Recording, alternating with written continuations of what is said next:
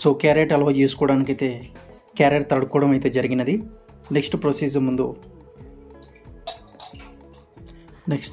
Procedure చూద్దాం.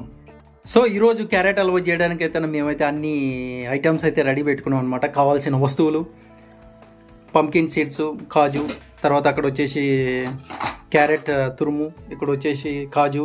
అంటే మాకు కొంచెం ఎక్కువ కావాలి కాబట్టి కొంచెం ఎక్కువ చేసుకుంటాం. తర్వాత పాల ప్యాకెట్ ఒకటి.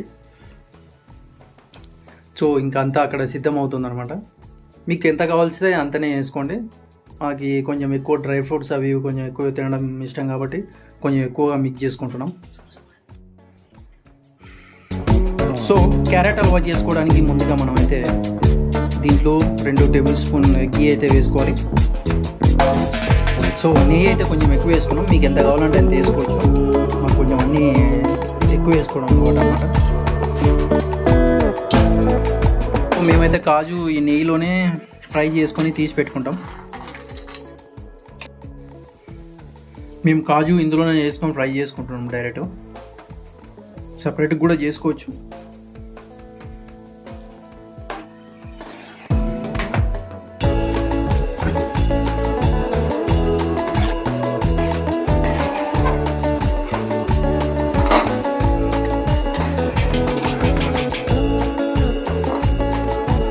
సో క్యారెట్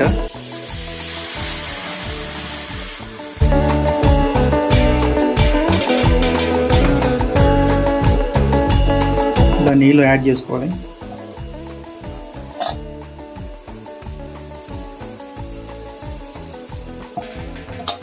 ఇదే ఫస్ట్ టైం మేమైతే క్యారెట్ అలవాటు చేసుకుంటున్నాం. ఇప్పటి వరకు ఒకసారి కూడా చేసుకోలేదు ఇంట్లో యాక్చువల్గా. సో వీ నీడ్ మిక్స్ చేయాలన్నమాట బాగా.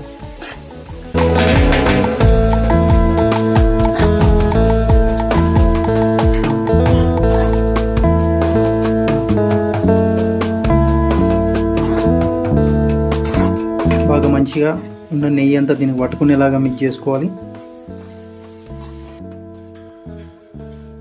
షుగర్ యాడ్ చేసుకోవాలి.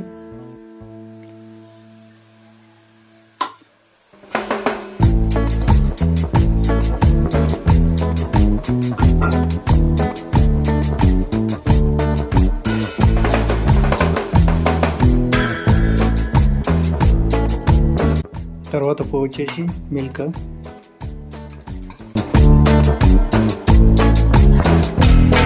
ఇది ఇంకా కొంచెం దగ్గర అయితే అయ్యేంత వరకు అయితే కొంచెంసేపు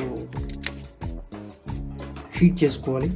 తర్వాత మన దగ్గర ఉన్న పంకిన్ సీడ్స్, తర్వాత కాజు అయితే యాడ్ చేసుకోవాలన్నమాట. స్టవ్ అయితే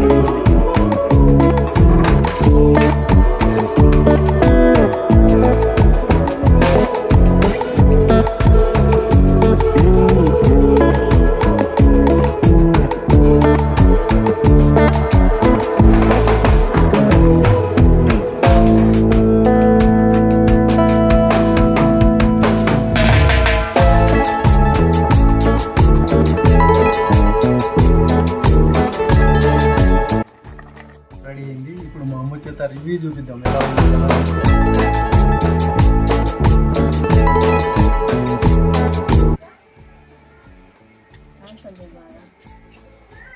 అట్లనే తిన్నావు, దాని మీదనే ఉంది.